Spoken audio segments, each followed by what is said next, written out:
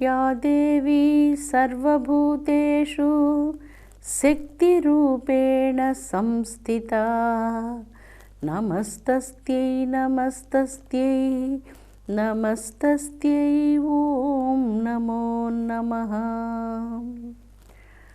అమృతాత్మ స్వరూపులైన మీ అందరికీ మీ తల్లి అవ్యాజ్యమైనటువంటి మాతృప్రేమను అందిస్తూ పవిత్రమైనటువంటి గాయత్రి మంత్రాన్ని ఎవరైతే ప్రాతకాలంలో ప్రతినిత్యము ధ్యానిస్తూ ఉంటారో వారికి అద్భుతమైనటువంటి మహదానందం కలుగుతుంది. అనేక రకాల ఆనందాలు ఉన్నాయి.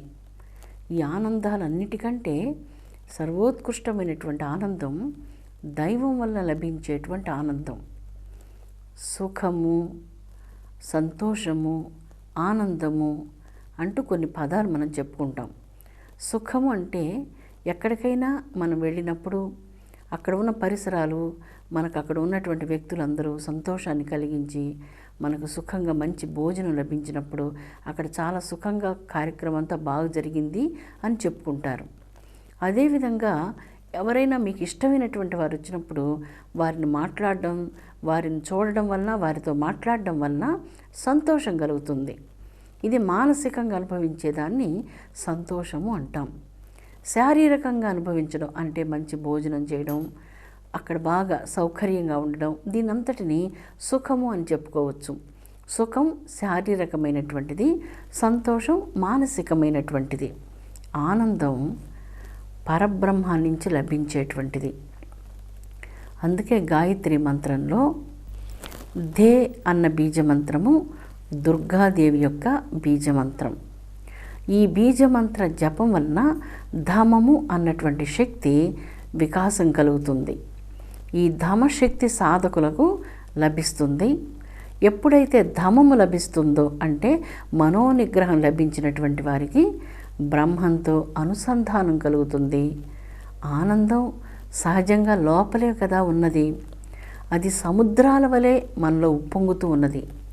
అటువంటి సముద్రాల వలె ఉప్పొంగేటువంటి ఆనందాన్ని అనాయాసంగా సాధకులు అందుకోగలుగుతారు. అందుకే ఇక్కడ దేవిక అన్నటువంటి గ్రంథి వికాసం వలన ధమము అన్నటువంటి దివ్య అమృతం సాధకులకు లభిస్తూ ఉన్నది. సర్వసాధారణంగా ఇది ప్రాణాయామం మీద ఆధారపడి ఉంది. మనం ఉదాహరణకి 12 అంగుళాలు మనం పీల్చుకునేటువంటి శ్వాసను విడిచిపెడుతూ ఉంటాం. ఆ శ్వాసను 12 అంగుళాలు కాకుండా 1 అంగుళం తగ్గించి, అంటే తీసుకునేటువంటిది ఎక్కువగా ఉండి విడిచేటువంటిది కొంత తక్కువగా ఉన్నప్పుడు మనస్సు స్థిరమవుతుంది. 12 అంగుళాలు విడిచిపెట్టేటువంటి శ్వాసను మనం లోపల బాగా ప్రాణవాయువు నింపుకొని కేవలం 11 అంగుళాలు మాత్రమే విడిచిపెట్టినప్పుడు మన మనస్సుకు స్థిరత్వం లభిస్తుంది. ప్రాణశక్తి స్థిరంగా ఉంటుంది. ధమశక్తి సాధకులకు లభిస్తుంది. అదే ప్రాణవాయువుని మనం 2 అంగుళాలు తగ్గించినప్పుడు, అంటే తీసుకునేటువంటి ప్రాణశక్తి అధికంగా ఉంటుంది, విడిచిపెట్టేటువంటి ప్రాణశక్తి తక్కువగా ఉంటుంది. అప్పుడు మహదానందం లభిస్తుంది. 3 అంగుళాల ప్రాణశక్తిని మనం ఇంకా తగ్గించగలిగితే, అంటే 12 అంగుళాలు విడిచే ప్రాణశక్తిని 9 అంగుళాలకు మనం తగ్గిస్తున్నాం. మనం ప్రాణాయామం ద్వారా విడిచేటువంటి ఆ ప్రాణశక్తి 9 అంగుళాలు మాత్రమే ఉంటుంది. అప్పుడు అద్భుతమైనటువంటి కవితాశక్తి సాధకులకు కలుగుతూ ఉంది. 8 అంగుళాలు ప్రాణవాయువును మనం విడిచిపెట్టినప్పుడు, అంటే 12 అంగుళాలు విడిచిపెట్టవలసినటువంటి ప్రాణవాయువును 4 అంగుళాలు మనం తగ్గించి ప్రాణవాయువుని మన శరీరంలో శక్తివంతం చేసుకొని 8 అంగుళాలు మాత్రమే నింపగలిగినప్పుడు వాక్ సిద్ధి లభిస్తుంది. ఇలాగా ప్రాణవాయువుని కొంతగా శరీరంలో నిలపగలిగినప్పుడు అద్భుతమైనటువంటి అగణిత గుణశక్తులకు సాధకుడు అధినేత అవుతూ ఉన్నాడు. ఇలాగా ప్రాణశక్తిని అనేక రకాలుగా తగ్గించడం వలన అఖండమైనటువంటి సామర్థ్యాలు సాధకునిలో ఏ ఏ సామర్థ్యాలు ఉన్నాయో అవన్నీ మేల్కొంటూ ఉన్నాయి. అందుకే ప్రాణాయామ సాధన గాయత్రి మంత్రంలో ప్రధానంగా పూజలు చేసేటప్పుడు కూడా మీరు చూడండి, ఓం భూహు భువః సువః మహః అంటూ ఆ ప్రాణవాయువుని తీసుకునేటప్పుడు ప్రాణాయామం చేయకుండా ఏ పూజలు చేసేందుకు వీలు ఉండదు. ప్రాణాయామం చేసిన తర్వాతనే పూజ ప్రారంభమవుతుంది. అందుకని ఈ ప్రాణాయామం ఎందుకు చేస్తున్నారంటే, మూలాధార క్షేత్రంలో ఉన్నటువంటి కుండలిని శక్తికి మనం తీసుకునేటువంటి ప్రాణశక్తి వెళ్ళి స్పర్శిస్తూ ఉన్నది. ఈ ప్రాణశక్తిని మనం అధికంగా తీసుకోవాలి. అధికంగా మన శరీరంలో నింపుకొని కొంత ప్రాణశక్తిని మనం విడిచిపెడుతూ, శ్వాస రూపంలో విడిచిపెడుతూ రాగా క్రమంగా ఎంతెంత తక్కువగా మనం ప్రాణశక్తిని విడిచిపెడుతూ వస్తామో అద్భుతమైనటువంటి దివ్య చైతన్య శక్తులు సాధకుని అంతరంగంలో మేల్కొంటూ ఉన్నాయి. అందులో ధమము అనేటువంటి శక్తి ఒకటి. శ్రీమద్ రామాయణంలో హనుమంతుడు లంకకు వెళ్తాడు. లంకలో సీతమ్మను అన్వేషణం చేస్తూ అన్ని గదుల దగ్గరికి వెళ్ళి ఎక్కడెక్కడ ఏం జరుగుతుందో అన్నీ చూస్తూ ఉంటాడు. వెళ్ళకూడని చోటలకు వచ్చాను నేను, చూడకూడనటువంటివన్నీ నేను చూశాను, కానీ నా మనస్సులో మాత్రం ఏ కోసాన వీటి మీద ఏ విధమైనటువంటి ఏ వికారము ఏ భావము కలగటం లేదు అంటూ హనుమంతుడు తనకు తానే చెప్పుకుంటాడు. ఇలా చెప్పుకోవడంలో ఎవరి హృదయంకైతే ధమము అన్నటువంటి శక్తి ఉందో అలాంటి వారికి మనోనిగ్రహం ఉన్నది అని అర్థం. మనోనిగ్రహం కలిగినప్పుడే ధమము అనేటువంటి శక్తి సాధకునకు కలుగుతూ ఉంటుంది. ఈ సమస్త ప్రపంచంలో ఎన్నో విలువైనటువంటి వస్తువులు ఉన్నాయి. ఎన్నో విలువైనటువంటి ఉన్నప్పటికీ వాటన్నిటికంటే విలువైనటువంటిది సర్వోత్కృష్టమైనటువంటి ధర్మం. ఆ ధర్మాన్ని మనం ఎప్పుడైతే పాలిస్తూ ఉన్నామో, ఆ ధర్మాచరణ మన జీవితంలో ఒక మహాయజ్ఞంగా ఎప్పుడైతే మనం స్వీకరిస్తామో అప్పుడు సాధకులకు ధమం కలుగుతుంది, మనోనిగ్రహం కలుగుతుంది. సర్వ ప్రయత్నాల యందు సాధకుడు విజయం సాధిస్తాడు. మనోనిగ్రహం సాధించినటువంటి వారికి ఎప్పుడైతే ఆ విజయమే జీవితంలో సర్వోత్కృష్టమైనటువంటి విజయం. ఈ విజయం సాధించినటువంటి వారి హృదయంలో జాజ్వల్యమానంగా దైవిక చైతన్య శక్తి ప్రకాశిస్తుంది. అందుకే దే అన్నటువంటి ఈ బీజమంత్రం దుర్గాదేవి గాయత్రి మంత్రానికి సంబంధించినటువంటిది. దుర్గాదేవి యొక్క బీజమంత్రాన్ని ప్రతినిత్యము జపించడం చేత గాయత్రి మంత్రంలో సాధకునకు అంతరంగ నిగ్రహం కలుగుతూ ఉన్నది, మనోనిగ్రహం కలుగుతూ ఉన్నది. ప్రాణశక్తిని తన శరీరం నందు కణకణంలో నింపుకోగలుగుతున్నారు. చైతన్యంతో శరీరం యావత్తు దివ్యమైనటువంటి ప్రకాశంతో నిండిపోతూ ఉన్నది. దుర్గాదేవి యొక్క దివ్యమైనటువంటి 108 రూపాలు ఉన్నాయి. ఎన్ని స్వరూపాలు ఉన్నాయో దుర్గాదేవికి. దుర్గాదేవి యొక్క అష్టోత్తరాన్ని దుర్గా భక్తులందరూ ప్రతినిత్యం చేస్తూ ఉంటారు. దుర్గా మంత్రాన్ని నిరంతరం జపిస్తూ ఉంటారు. దుర్గా అనగా కాపాడునటువంటిది, రక్షించునటువంటిది. కన్న తల్లి వలె నిరంతరం కంటికి రెప్ప ఏ విధంగా కంటిని కాపాడుతూ ఉంటుందో కన్న తల్లి అయినటువంటి దుర్గా తన భక్తులను, తనను ప్రార్థించేటువంటి వారిని, అమ్మానంటూ ఆర్తితో తనను పిలిచేటువంటి వారిని రక్షించినటువంటిది కనుక దుర్గా అని అమ్మకు నామము. దుర్గమాసురుడు అన్నటువంటి రాక్షసుని సంహారం చేసినందువలన కూడా దుర్గాదేవి అన్నటువంటి నామం కలిగింది. కానీ దుర్గాదేవి యొక్క ప్రధానమైనటువంటి 108 నామాలను మనం ఇప్పుడు చెప్పుకుందాం.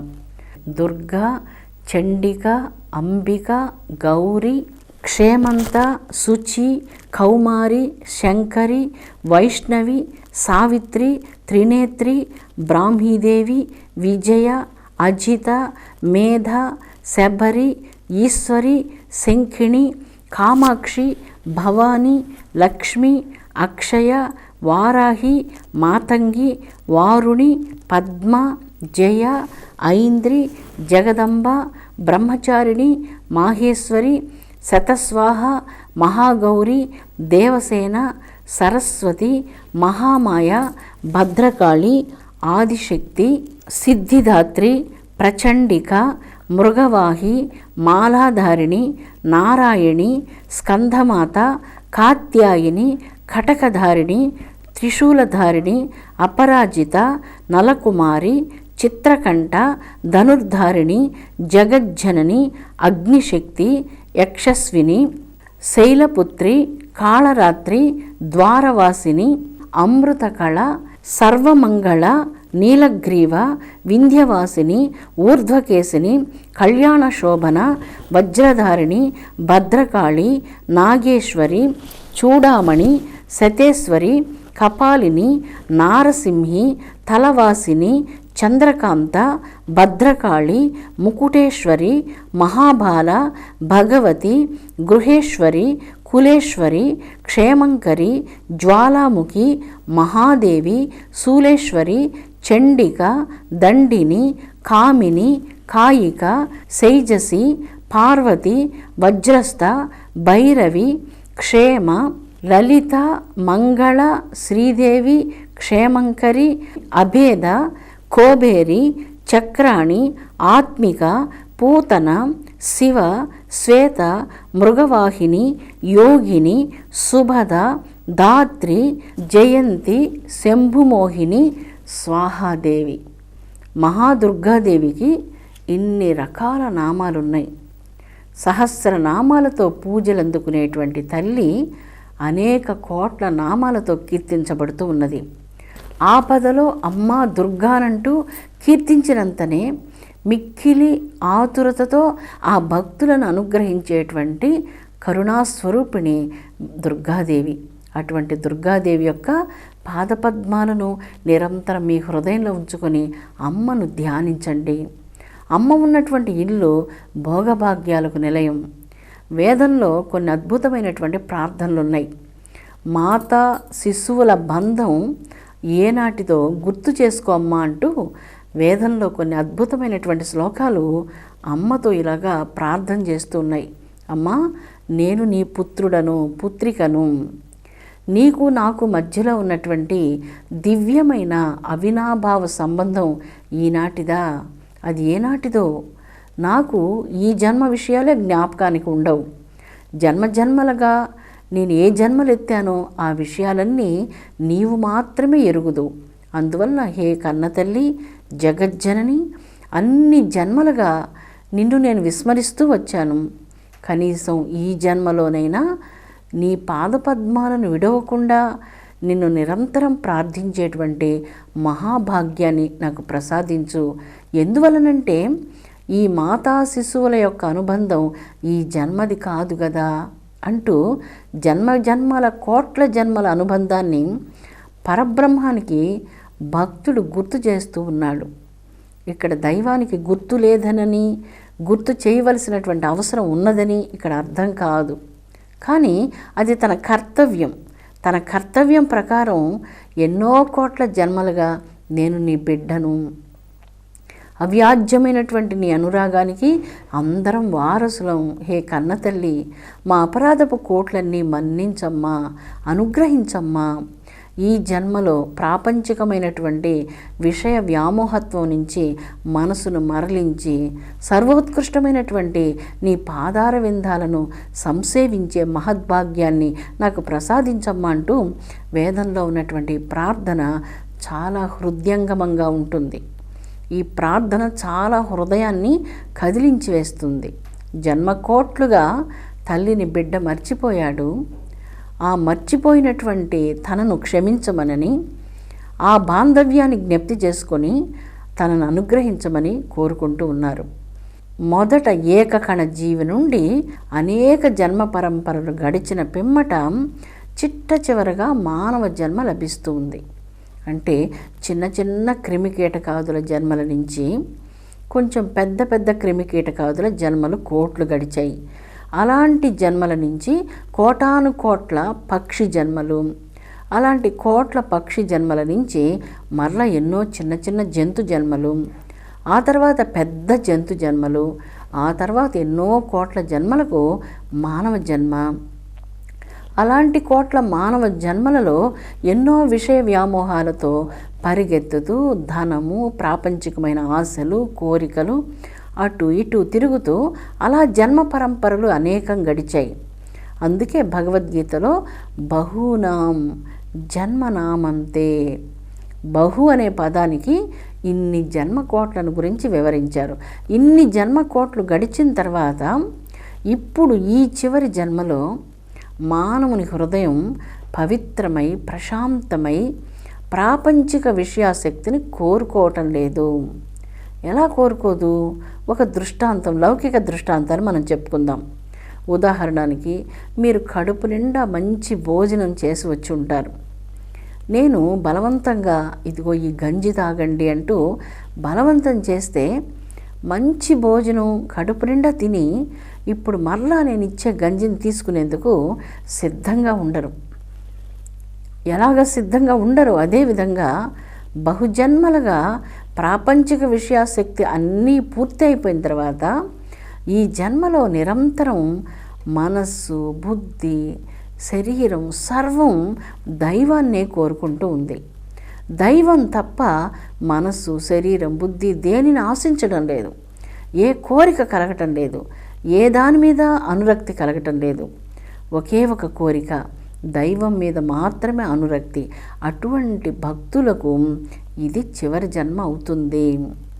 ఆ చివరి జన్మలో భక్తుడు తనకు తెలియకుండానే అంతయు నీవే హరిపుండరీకాక్ష, చెంతనాకు నీవే శ్రీ వెంకటేశ అంటాడు.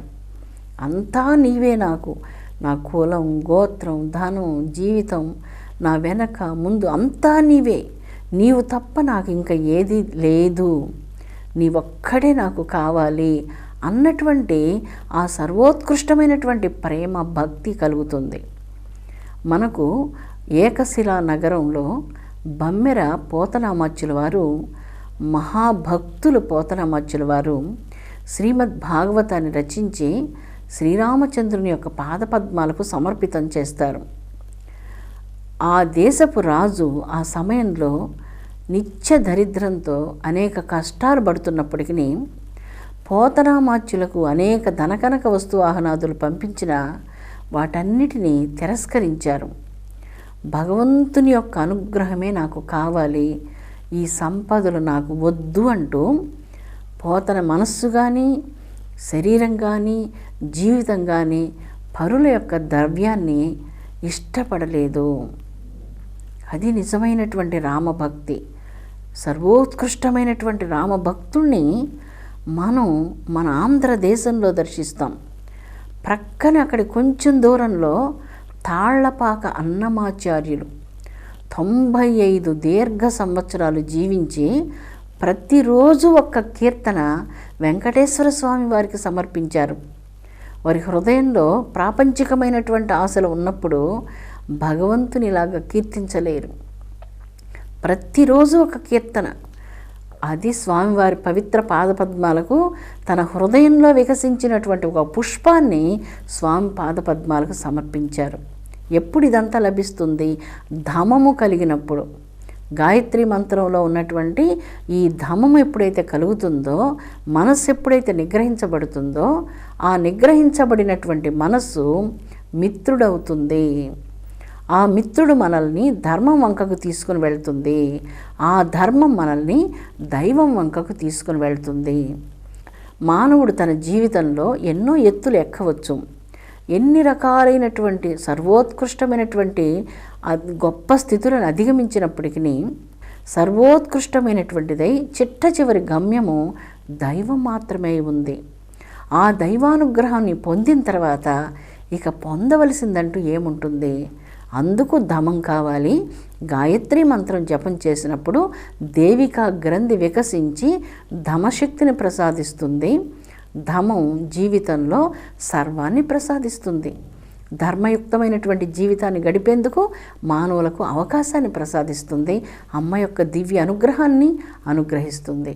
అమృతాత్మ స్వరూపులారా, సర్వోత్కృష్టమైనటువంటిది ధర్మం. అటువంటి ధర్మాన్ని ప్రసాదించమని ధర్మ సంవర్ధిని అయినటువంటి దుర్గాదేవిని ప్రార్థిద్దాం.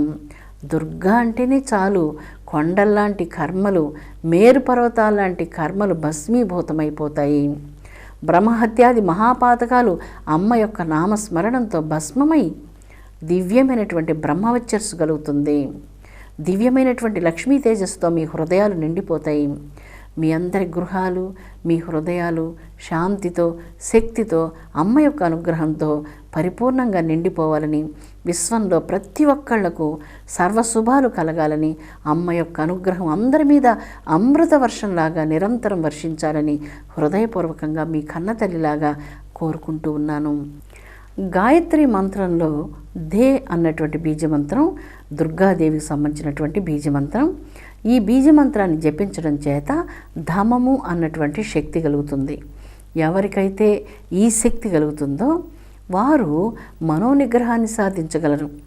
మనోనిగ్రహాన్ని సాధించేటువంటి వారికి ధర్మం వారికి హృదయంలో దేదీప్యమానంగా వెలుగొందుతుంది. ఎవరైతే మనస్సును అదుపులో ఉంచుకుంటారో అదుపులో ఉన్నటువంటి మనస్సు మిత్రుడి వలె పనిచేస్తూ హితవును బోధిస్తూ ఉంటుంది. అంతరంగంలో నుంచి నిరంతరం హితవును వింటూ ఉంటాం. ఎటువంటి పొరపాటు జీవితంలో జరగకుండా చక్కగా సవ్యంగా జీవితంలో ధర్మ మార్గాన్ని మనం నడిచేందుకు ఈ ధమం మనకు సహకరిస్తూ ఉన్నది. అందుకే సర్వోత్కృష్టమైనటువంటిది జగదంబ యొక్క గమనం. ఆ దివ్యమైనటువంటి ధర్మ పదాన్ని మనం పొందాలి అంటే అమ్మ యొక్క అనుగ్రహం మనకు నిండుగా కావాలి.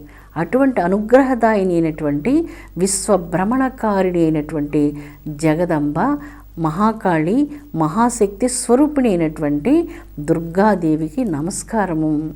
అమ్మ యొక్క పవిత్ర పాద పంకజాలను నిరంతరం మన హృదయంలో ఉంచుకుందాము. ఆ పవిత్ర పాదపద్మాలు ఏ హృదయంలో ఉంటాయో అక్కడ అంధకారం వ్యాపించదు. అక్కడ ధర్మకాంతులు తరలిస్తూ ఉంటాయి. సమస్తమైన అశాంతులు, శోకం, దుఃఖం, అధర్మం అన్నీ నశించిపోయి దేదీప్యమానమైనటువంటి తేజస్సుతో, శక్తితో మీ జీవితం జాజ్వల్యమానంగా వెలుగొందుతుంది. అటువంటి శక్తివంతులతో ఈ భూగోళం నిండిపోవాలని నేను కోరుకుంటూ ఉన్నాను. శక్తివంతులతో ఈ భూగోళం నిండిపోవాలి. మానవ సమాజం శక్తివంతంగా ఉండాలంటే జగదంబ పూజ అనివార్యమైనటువంటిది. అందుకే మానవులకు ప్రతిరోజు జగదంబ పవిత్రమైనటువంటి రోజుగా వనరించునుగాక, వారందరినీ తన దివ్య శక్తితో నింపునుగాక, వారికి ఉన్నటువంటి సమస్త కష్టాలు, కర్మలు, అనేక రకాలైనటువంటి పాప భారాల నుంచి విముక్తిని ప్రసాదించి సర్వోత్కృష్టమైనటువంటి ధర్మపదం వంకకు నడిపించునుగాక. విశ్వశాంతి వర్ధిల్లునుగాక. ఓం శాంతి శాంతి శాంతి.